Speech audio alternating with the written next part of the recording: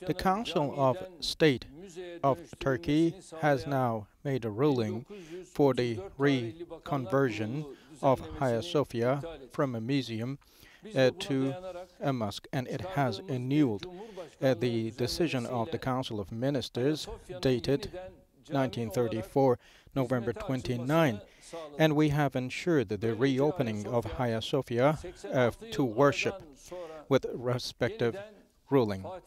And after 86 years, Hagia Sophia, as desired by Fatih Sultan Mehmet Han Mehmet II, it will be starting to serve as a mosque again. And I wish that this decision will be auspicious for our country, for our people.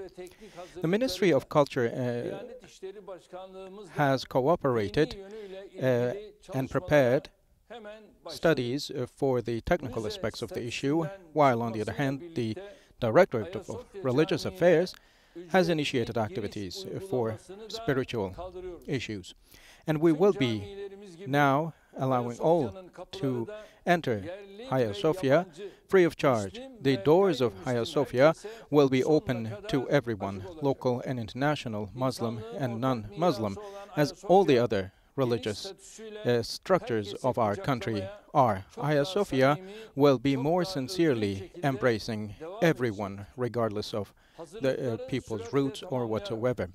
We will be completing our preparations very rapidly, and on July the 22nd, following the Friday prayer, we are planning to reopen Hagia Sophia to worship.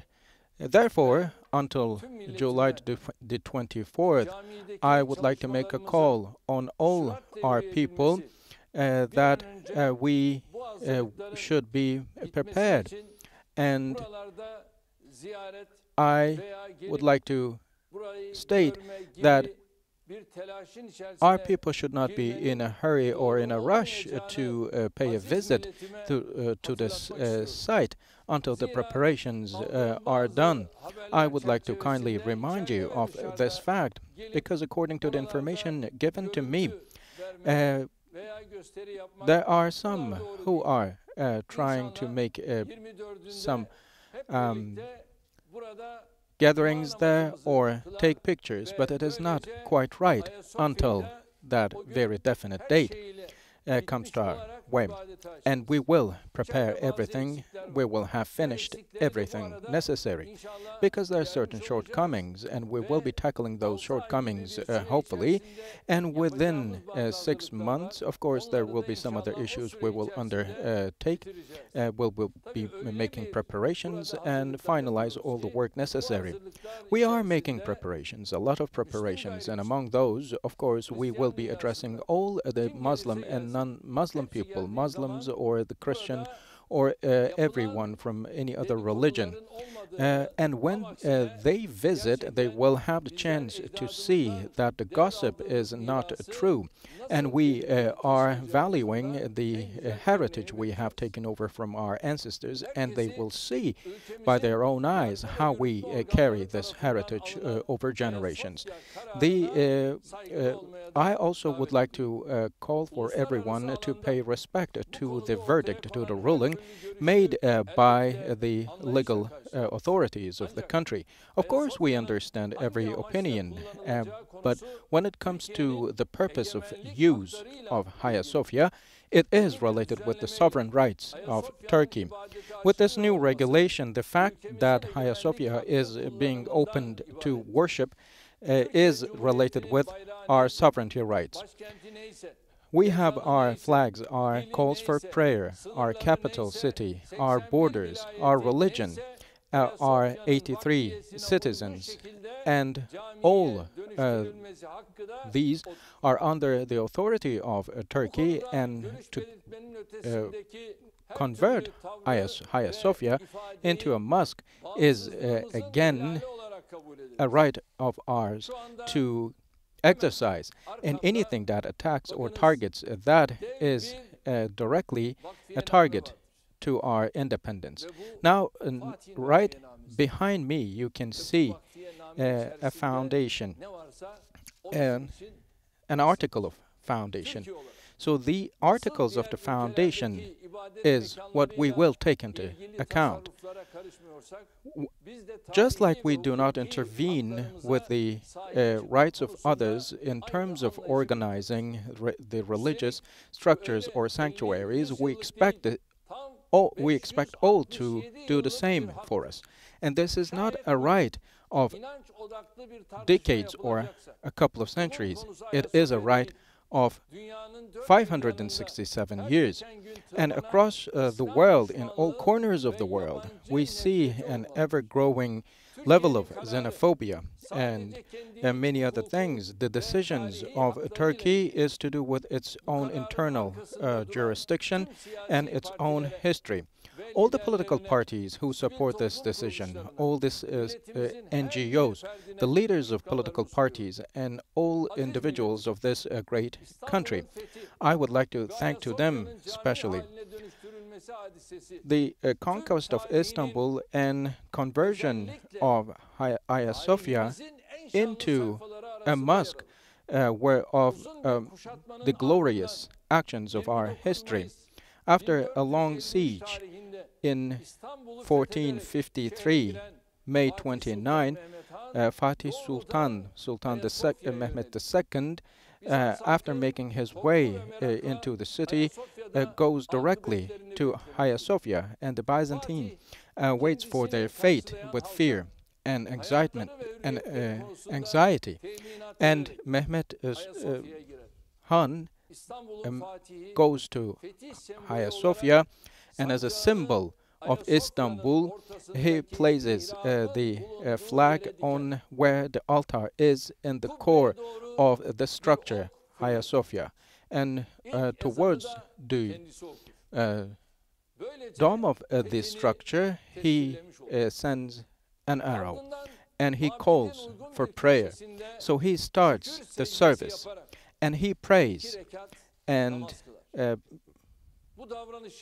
with this attitude, Mehmet II shows that he converted Hagia Sophia into a mosque. This is the pearl of Istanbul.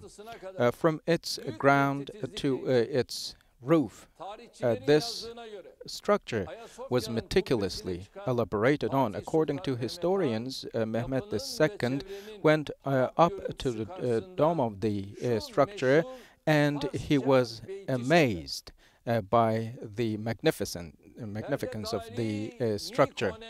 And he says,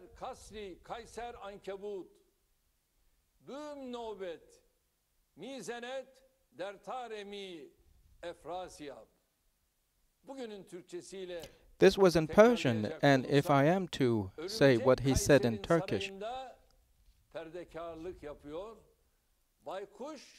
the spider keeps the wall, and the owls also watch the gates on the top of the structure.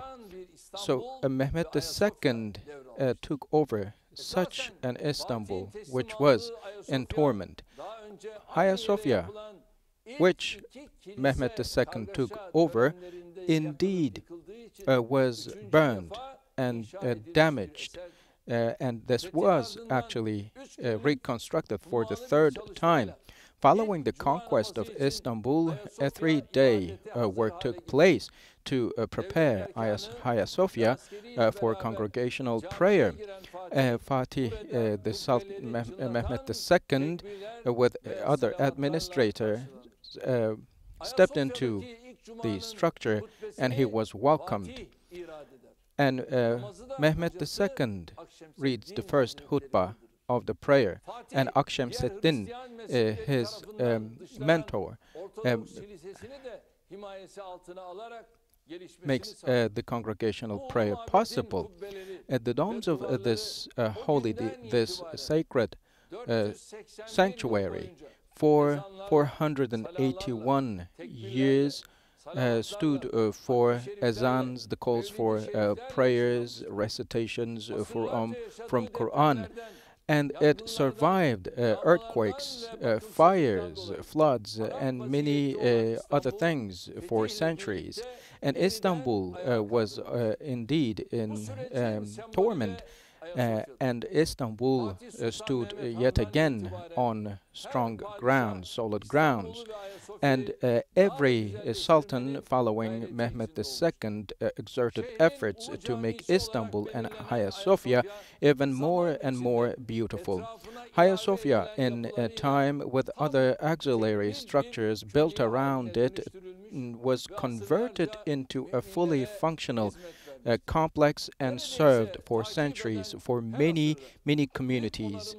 And every century it was renovated and it was reinforced, and our nation always treated it as their pupil of eye. And this was a blessing of God indeed. And they did not even attempt to change its original name. As you can see, under the collapse of a well-rooted empire, this sanctuary was almost collapsing, but our ancestors did not only convert it into a mosque, but they also renovated and brought it back to life. Therefore, Hagia Sophia occupies a special place in the hearts of our people. And I, from my years of youth, I have always placed a special importance on Hagia Sophia.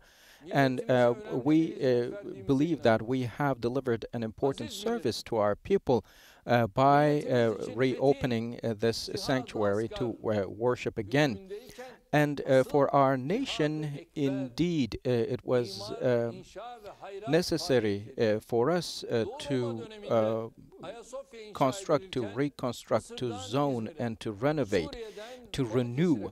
And in every corner of the empire, from Balıkesir to Syria, from the north to south, some people that were engaged in certain activities, and PARTİ, Mehmet II, and other administrators, other Ottoman sultans that bring certain craftsmen, artists from across the empire and helped with the renovation of this structure. For example, Mehmet II preserved the mosaics, fixed mosaics in the structure, only had the removable sculptures or statues out of the structure. And further renovation activities took gradually so that the structure was protected against external effects, and they ensured that it lived and survived all the hardships. It is indeed in the core of our religion to show tolerance to other faiths and religions. Our Prophet, peace be upon him, when he was making recommendations, he said we should not intervene with the rights of others, and he did not intervene into the rights of the others when he was indeed progressing for the Islam community. And this goes the same for the administrators of the Ottoman Empire. Fatih Sultan Mehmet and his successors followed this very old, very ancient traditions path. Mimar Sinan, one of the most important figures of our great history, is among the few people who contributed tremendously to Hagia Sophia. With all the minarets, altars, or the plates, the calligraphy, or chandeliers, carpets, and water fountains, did indeed come to take this very current form in 480 years. It has become a place where crowds gathered, and performs of prayer took place, congregational prayers took place, glorifying and magnificent images took place in this very venue.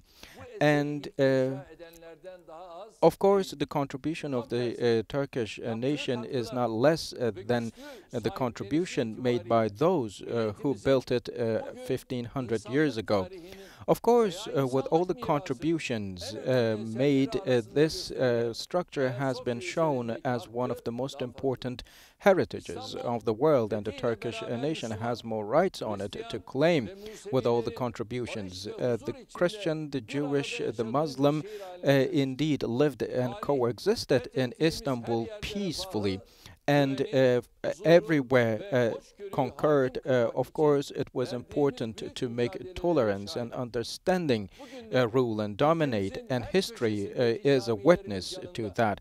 Other than all the mosques in all corners of our country, in all our cities, we have other sanctuaries that are of different religious synagogues and churches are open and serve everywhere in our country. We have 435 synagogues and churches, and we have been observing that through our riches. And this is a manifestation of our understanding that tolerates all other beliefs, all other religions. However, in our recent history, we have seen some actions which are of opposite character. In the East European and the Balkans geography, many artifacts built by our ancestry still survive. Only few of them still survive. Some of them have been deconstructed or damaged, but we do not take those bad examples into account, but we fully preserve the determination we have always had to respect such structures. With this ruling and decision made, I would like to state that the discussions indeed date back to a century ago.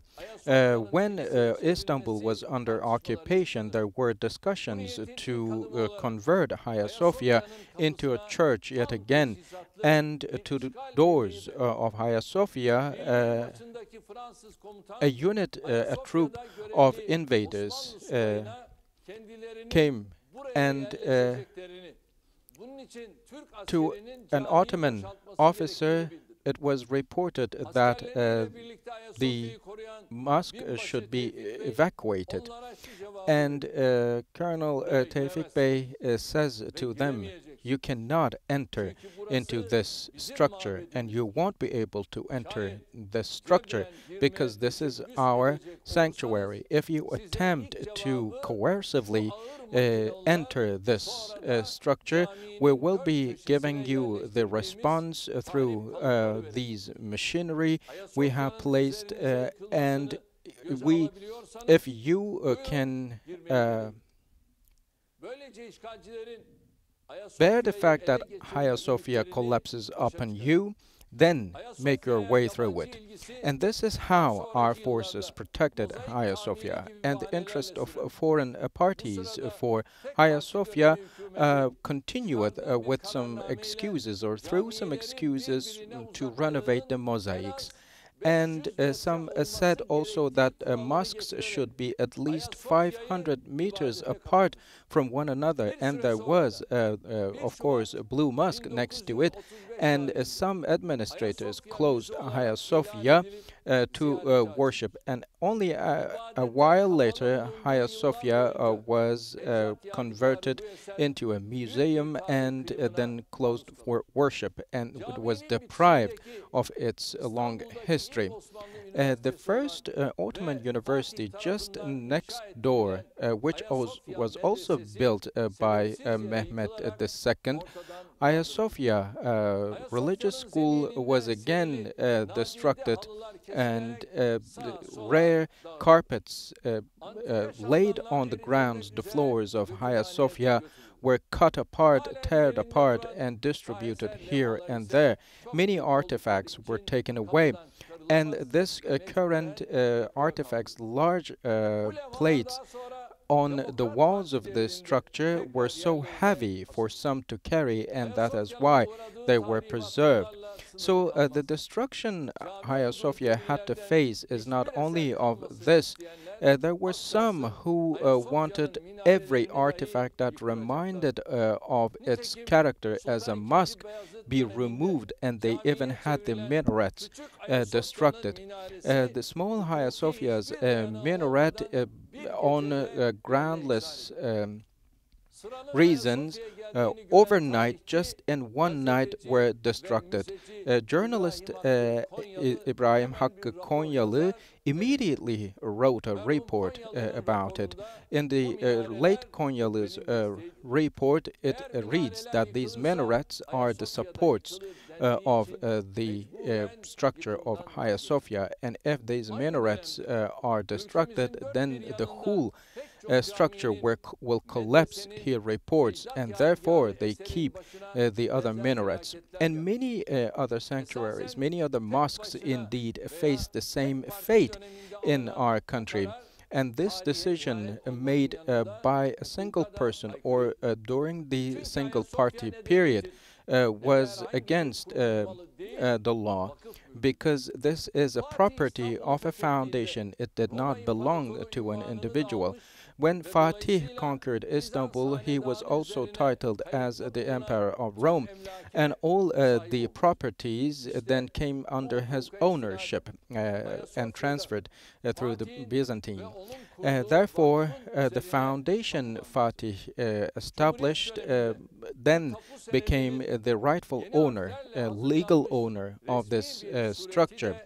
And a document also was issued, and its legal status was registered. Hagia Sophia belonged to Fatih Sultan Mehmet, and he held the title deed of it, and he then had the right to convert it into a mosque. And in June the 1st, 1453, he said these remarks in a document. He said, if someone makes changes about my foundation, which converted Hagia Sophia into a museum, and if someone cancels or annuls a single article and puts it into an effect, or makes any plots to deregulate the status of Hagia Sophia as a foundation, or if anyone changes the original, amends the original document, and helps the others who are willing to do so and try illegal paths and falsify documents to remove the status of the structure as a mosque, or if they want to register it to their own superstitious books and take it under their own ownership of property rights, I would like to state that they commit the biggest sin. He who changes the status of this structure will be cursed by all the Muslim, all the people of this world forever. May their curse be on them forever. And this is what he said. So after hearing all these words, he said, even one still after hearing all those attempt to change the status of this structure, then the curse of God will be upon them.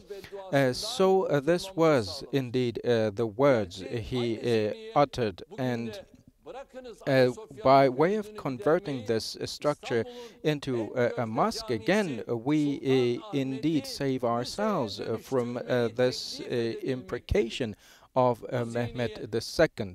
And the mentality of the history indeed tried to convert this structure into a museum.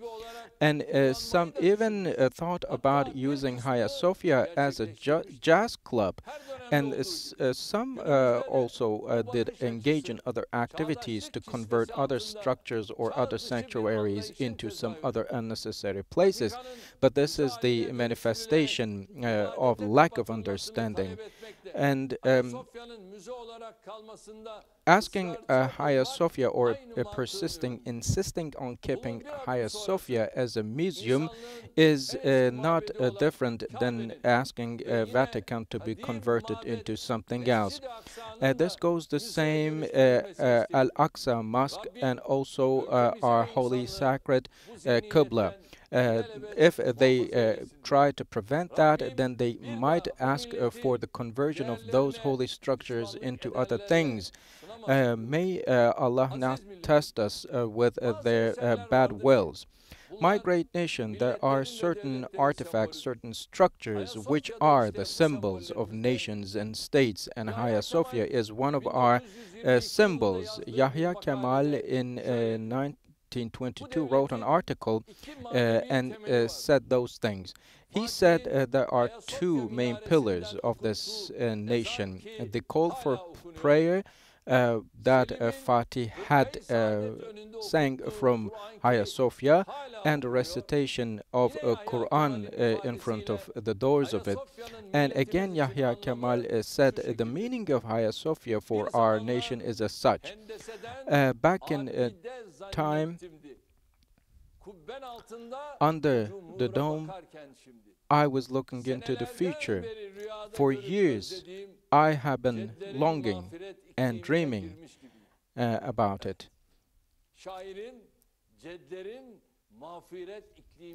The climate of indeed forgiveness, and he dreamed of the manifestation of forgiveness and grace. And our nation, unfortunately, was deprived of this remission, that grace, for years. And even though Hagia Sophia was opened to worship for a while, this sanctuary indeed was deprived of more. And many intellectuals wrote about the predicament that Hagia Sophia has had to face. And the late Kısakürek also said those who doubt that the Turks will stay in this homeland will also indeed believe that Hagia Sophia will not be opened. But the late great master said Hagia Sophia must open, and it should open with the greatness of the Turks. And this was the call poet Kısakürek made. And also in another poem, he strikingly said, this was the most expected day for Islam. And Prophet, peace be upon him, also talked about it.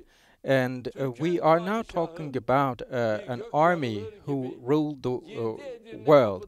And he entered through the gates of Edirne and conquered Istanbul in only 8 weeks and 3 days. How Mubarak, how a good commander he is. And we know that they performed the prayers in Hagia Sophia. Another historian and poet, Nihat Atsız, was asked what he wanted to be if he were to come to this world yet again. And he answers that he wanted to be an imam to serve for Hagia Sophia. Our renowned historian Halil İnalcık says West never forgot about the conquest of Istanbul, and what he was trying to say indeed was that this was going beyond history and literature.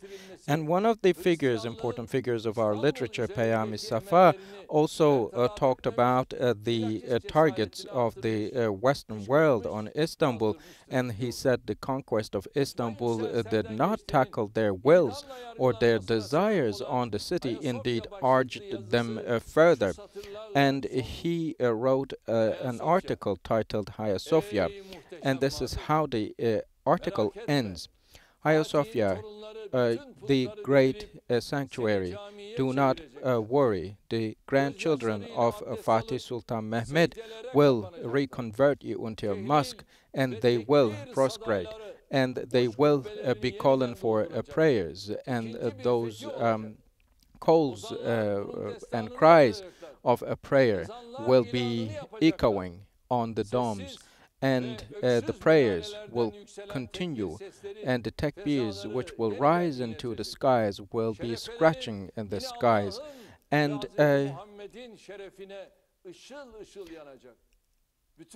all the torches will be lit up and glare, and a new conquest will take place, and it will be possible. This will be possible, and it will be opened to worship again, either today or tomorrow, or maybe even before tomorrow, and before long. And another poem by Arif Nihat Asya, he said, tell us about what Fatih asked. You had invitations in the calls for prayer. I called you my sanctuary, and they should be ashamed that they closed it to worship. And now we indeed got rid of such a shame today. From its construction on Hagia Sophia, observed many things, many resurrections, and we are now experiencing the resurrection of Hagia Sophia again, and it is the harbinger of the liberty of Al-Aqsa, and it is the footsteps of coming out of the captivity of many.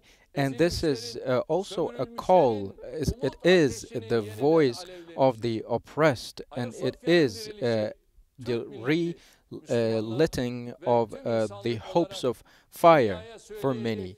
And Hagia Sophia is again now a symbol that shows we have new words to utter for the whole world. From Nibolu to Çanakkale, from all corners of the cities and our country, it will be reminding us of our strength.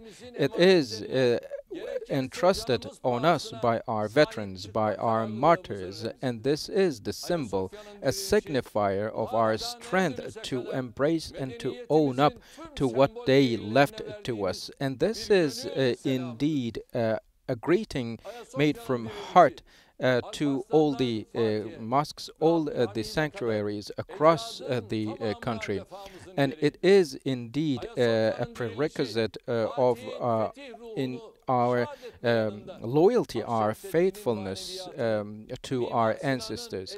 And it carries the aesthetics of Mimar Sinan, and also it revives the image of such a work of art in our hearts, and it represents fairness, equity, brotherhood, tolerance, conscience, and it is the symbol of re-rising of all these values, and it is breaking the chains put on the doors of this sanctuary, and it is again a symbol of breaking the shackles put on our feet, entrusted to us by Fatih Sultan Mehmed Han, the great sanctuary. Hagia Sophia is yet again come into service for worship, and this is again the greatest, the best answer given to ignorant acts against us. Every step we take is indeed showing that Turkey is not anymore the subject of certain actions, but its very object. It is not the object of those, but its subject. It is the actor.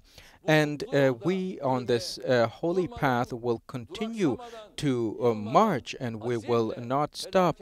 We will continue with ambitiousness, with determination, with decisiveness, with faith, until we reach our destination.